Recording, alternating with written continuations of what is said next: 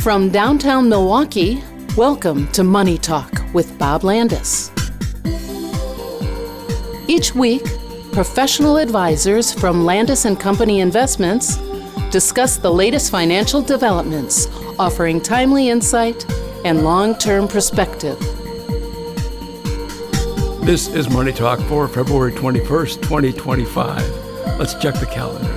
The Bucks are home for 2 games this week. Sunday, the Miami Heat come to town, and Thursday, the Nuggets are here. Tonight at the Fiserv, it's flat track motorcycle racing, and at the Riverside, it's Get the Lead Out, a Led Zeppelin tribute band. And this weekend, there's a walking tour that has me very curious. Milwaukee's Ladies of the Night Historical Walking Tour. I am supposed to do more walking.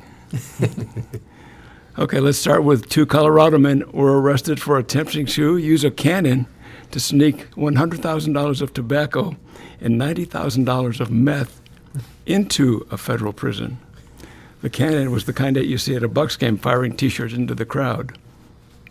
But those cannons are not quiet. These knuckleheads will soon be joining their best customers in prison. A Starbucks employee was attacked by a customer's pet monkey. It jumped from the car and came through the drive-up window. The monkey attacked the guy working the window and a cook, and just as quickly jumped back through the window and into the car. His human accomplice and the monkey are still on the lam. I can't get a groan out of that. And finally, let me say we have too many podcasts. There's a podcast called The Weirdest Thing I've Learned This Week. The host wondered aloud, why do so many American hockey players sound like fake Canadians? There's 30 minutes I'm never going to get back. On the podcast today, we have Dave Sandstrom, Joel Driesing, John Sandstrom, and wrapping up the week, here's Kyle Tetting. Well, a fitting question, Max, on why so many American hockey players sound like Canadians in a week in which America fell to Canada and the Four Nations. A tough week, not just for American hockey, but for the markets overall. The NASDAQ down 2.5%. The S&P down 1.7%. That's 101 points this week. And the Dow Jones Industrial Average down 2.5%, down 1,118 points after a 749-point decline on Friday. Again, a tough week for markets, but year-to-date it's still positive. NASDAQ up 1.1%, the S&P 500 up 2.3%, and the Dow Jones Industrial Average up 2.2%. Benchmark 10-year U.S. Treasury down 5 basis points this week, finishing the week at 4.42%. All right, Dave, what gives? So we record highs early in the week, trading on the S&P 500. It felt like maybe we had a little momentum behind us in earnings season, and all of a sudden, kind of the back half of the week, back half of a holiday-shortened trading week comes and giving it all back and then some again with NASDAQ and Dow down 2.5%. What's driving the bus on some of this decline here? I think you saw a couple of headlines in the last couple of days that really drove that downward pressure. One was Walmart coming out with some kind of softening their forward guidance, even after they actually exceeded their results that were forecast for Q4 of last year. Their forward guidance for sales this year did decline a little bit, and I think that has always been a pretty good barometer, Walmart that is, of kind of consumer spending. It's one of those retail stores that a lot of Americans participate at. So if Walmart's suggesting prices or sales are declining, then maybe some of the spending is also slowing. And then of course we had a really poor consumer sentiment number come out today, which kind of fed into that same theme, I think, of maybe the consumer's starting to fatigue a little bit. But nothing that was enough, I don't think, in my opinion, strong enough to suggest that we should be down, 1,000 points in a couple of days on the Dow anyway. Keep in mind that markets are, do have their ups and downs. Volatility is a normal part of business, and we have not had a 10% correction on the S&P since October of 2023. So that's quite a bit of time. I mean, typically we would average a 10%er every 12 to 14 months. So not unusual yet. I wouldn't exactly jump ship at this point, but something to keep an eye on. John, dive a little deeper maybe into that Walmart announcement. And this is the time of year in which we're getting to the kind of end of earnings season. We're really dialed into especially early in the year, what do we think we should expect for full year 2025? Earnings forecasts had been fairly optimistic, looking at maybe low double digits for kind of all of the S&P 500. And then, Walmart comes out and maybe gives us a little bit of a shock to the system in terms of, maybe it's not quite as rosy as we think, still growth, but, what's your takeaways from some of what Walmart had to say and maybe how it impacts markets more broadly? Well, there's a few different things that I found interesting with what they said. First things first, though, I mean, before they even announced that, if you look at Walmart specifically over the past 12 months, they're up 80%. So even with this type of announcement, you're probably expecting some type of weakness at some point. Another couple things, and this kind of goes along with what Dave was saying before about not seeing too much that would be warranting dragging markets down this much. Both the Walmart CFO and the Walmart CEO said that the outlook assumes relatively stable macroeconomic environment. That's what their CFO said. And their CEO said they have no explicit assumptions regarding tariffs, and they feel like they'd be able to navigate that if any problems arose from that. And so they're seeing macroeconomic conditions that are going to be fairly stable moving forward, which doesn't give us any reason to panic. But I mean, overall, it's something that we've seen with Walmart in the past as well, is, lowering guidance early on and kind of continuing to increase throughout the year. Yeah, it's interesting. I saw one of the quotes from the CFO to kind of close out the discussion. He mentioned the fact, well, it is just the first month of the year, and maybe it is prudent to temper expectations a little bit. And historically consistent with what Walmart and other companies are doing this time of year. We tend to get the pretty rosy outlook, looking out a year, looking out 18 months. The closer we get to those actual earnings announcements, we tend to back them down a little bit. Corporate America says, maybe it's not going to be quite as great as we thought. And then the actual announcements come, and surprise, surprise, they're a little better than what we told you they were going to be. And you get that positive earnings expectation on what was a downwardly revised earnings forecast. Yeah, okay, maybe we don't quite get back to those early optimistic forecasts, but it's certainly, historically at least, has been a little better than what we're talking about near term. I think you add in what we're seeing from other businesses talking about, what they expect from political policies going forward. They largely believe, I had CEO of Snap-on, Nick Pinchuk, speaking and mentioning that, he largely sees policies out there right now as favorable to business. The problem, of course, is the uncertainty that comes with some of the near-term impact of tariffs, some of the other pieces that we're talking about. But again, I think most CEOs, CFOs are still talking about policies that they think long-term are going to benefit. I'll maybe turn to the other piece that was big news this week, Joel, which was that consumer sentiment number. A bit of a shock. It seems to be, at least according to the headlines, the thing that brought markets down today. We talk about how it's always more complicated than just the single headline, but certainly that consumer sentiment number it weighed quite heavily. Well, and that sort of relates back to what Dave was saying about Walmart too. Is they're cautionary because they wonder what's going to happen with consumers and whether consumers are going to be spending as much, their customers, and bringing in the revenue. So the consumer sentiment number from the University of Michigan went down almost 10% in February from its last reading in January, and it's down almost 16% from where it was a year ago. And it was across the board, all demographics.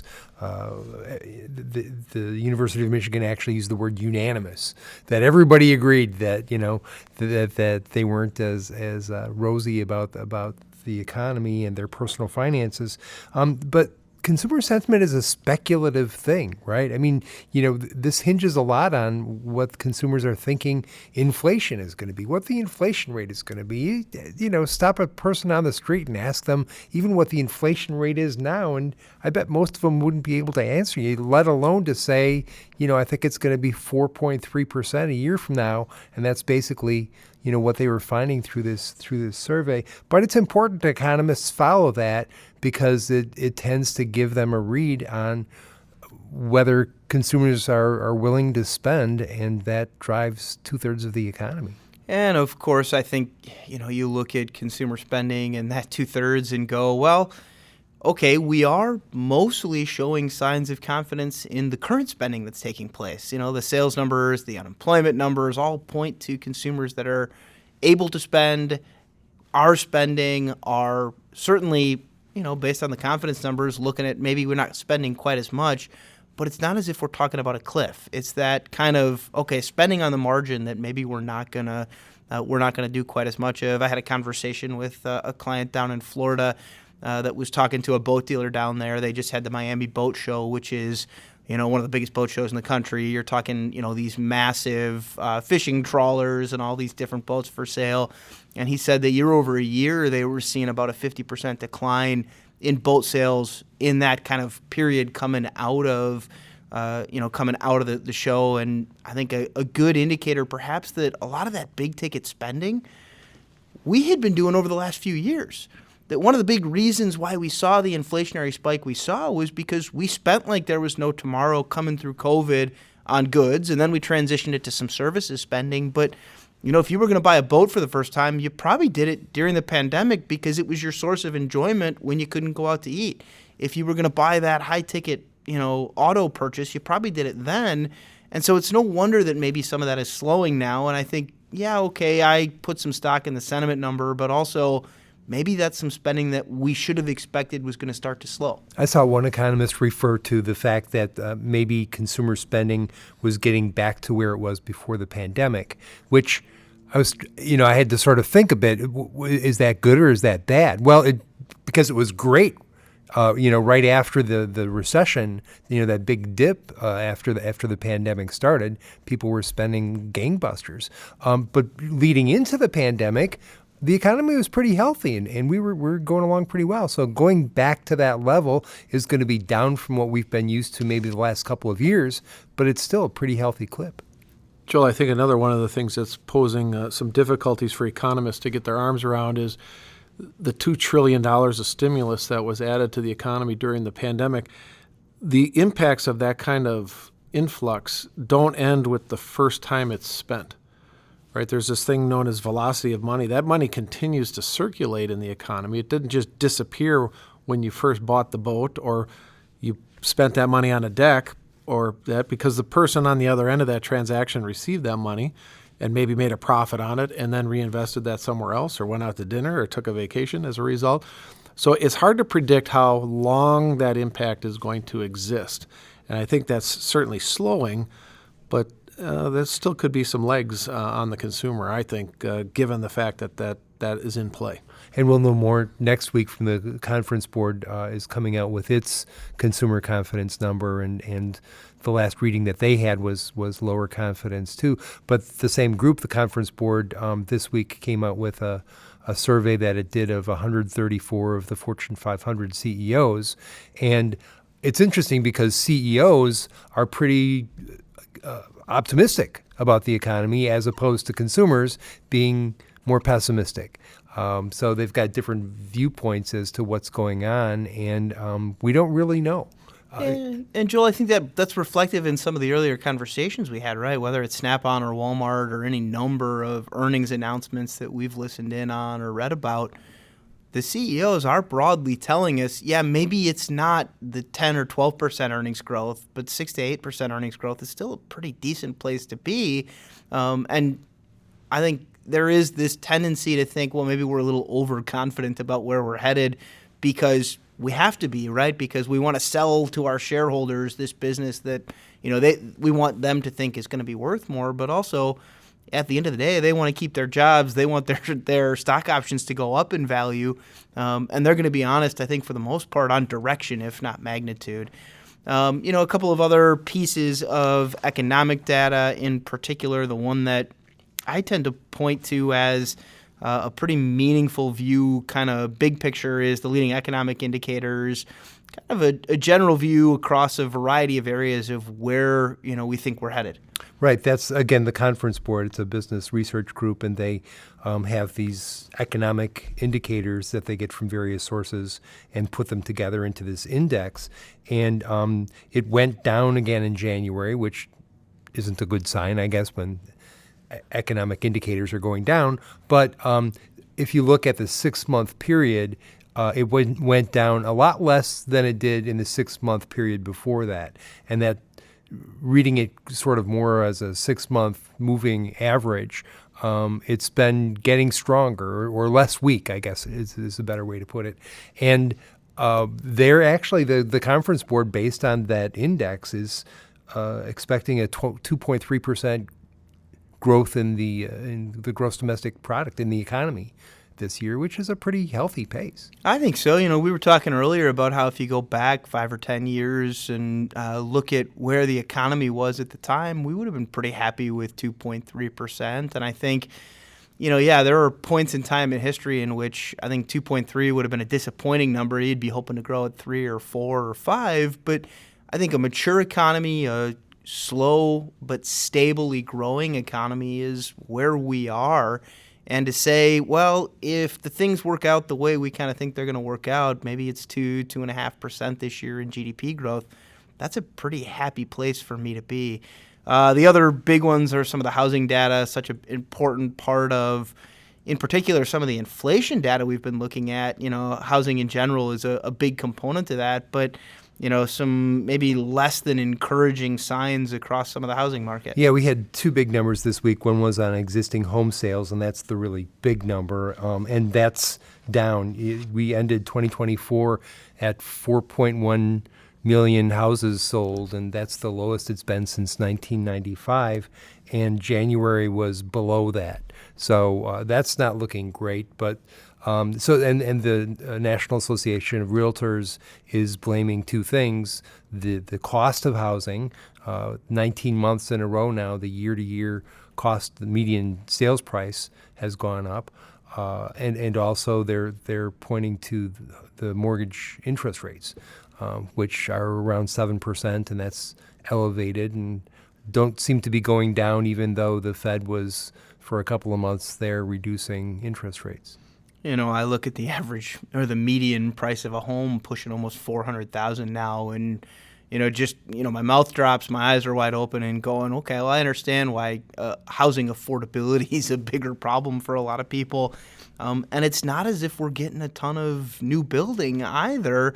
It's keeping pace with maybe where we were pre-financial crisis, but housing starts haven't been all that great either. Right, yeah, that was the other number we got this week on housing starts and building permits, and as you say, both of those are weakening, especially from where they were a couple of years ago. But they're still, longer picture, they're still above where we were just before the financial crisis. So the trend is bad, but it's still relatively strong. It's interesting, Joel. I think one of the I call it a conundrum that the Fed has right now is historically a 7% mortgage rate isn't necessarily outrageous. But the problem we have in this country is we spent so long at mortgage rates below 3 that everybody refinanced. I mean, we were there for the better part of 10 years probably. And now it's very painful for existing homeowners to put their house on the market and try to move up and give up that 2.5% mortgage for a 7%er. So it's going to be fascinating to me to see at what point are consumers ready to make that move. Is it 5? Is it 6? Where's that mortgage rate have to be before you start to see people being much more comfortable putting that house on the market? John and I were actually talking about that before, about whether lenders might step in and intervene and say, look, if you want to get out of that house, there's somebody we can sell it to at 7% interest rate. We'll give you, it's not going to be, 2.5% interest rate, but it's not going to be 7 either. So we'll give you a discount there and give you a break and try to move people around a little bit more. We have seen that with some of the builders. Lennar and some of the other kind of national builders have stepped in and said, hey, we're going to offer, some rebate on mortgage rate in exchange for you being willing to pay the price we want for this new home we're building. And in some markets, it's one way you're seeing some inventory free up is, well, we're going to help you buy down that rate, but also you're going to buy one of our homes in one of our subdivisions. And I think that's a way you're seeing some people profit. I think one of the big challenges that I've seen continually is just the lack of inventory because so few people are interested in that turnover right now. And I saw a stat last week that we had the highest number of houses listed and then delisted that we've seen in a number of years because people will put the house on the market, they'll get some interest, but maybe not at the price they want. And I think as importantly, when they're looking for what they're going to replace it with, they realize, okay, well, even if I could sell my house for the price I want, I'm just stepping into something else that's going to be way more than what I want to pay. With the show notes that go along with this podcast, I'm running a graphic looking at the number of houses under construction in the U.S. And we got to record highs a couple of years ago. And the records go back to 1970. And it's been going down consistently every, I think, 14 months in a row, but it's still pretty high. But what that graphic really illustrates is the lack of building that went on after the financial crisis. And that's what we're seeing as far as lack of inventory, is there just were years there where builders weren't out there because they saw what happened, in the crash. And for anybody that wants to argue with simple supply and demand economics, I think a pretty good example of how if you limit supply and demand doesn't really change all that much or it starts going up, well, yeah, you're probably going to see those prices move accordingly. So I think plenty on tap next week with another inflation reading, some more economic data, some more earnings as we kind of reach the tail end of earnings season. But on the heels of what was a rough 4-day week, hopefully a little bit more positive news for markets next. With that, we enjoy doing the program for you. We'll talk to you again next week. Thank you for listening to Money Talk with Bob Landis. If you have a financial question you want answered on next week's show, email it to moneytalk@landis.com. To keep informed throughout the week, visit our Money Talk page at landis.com.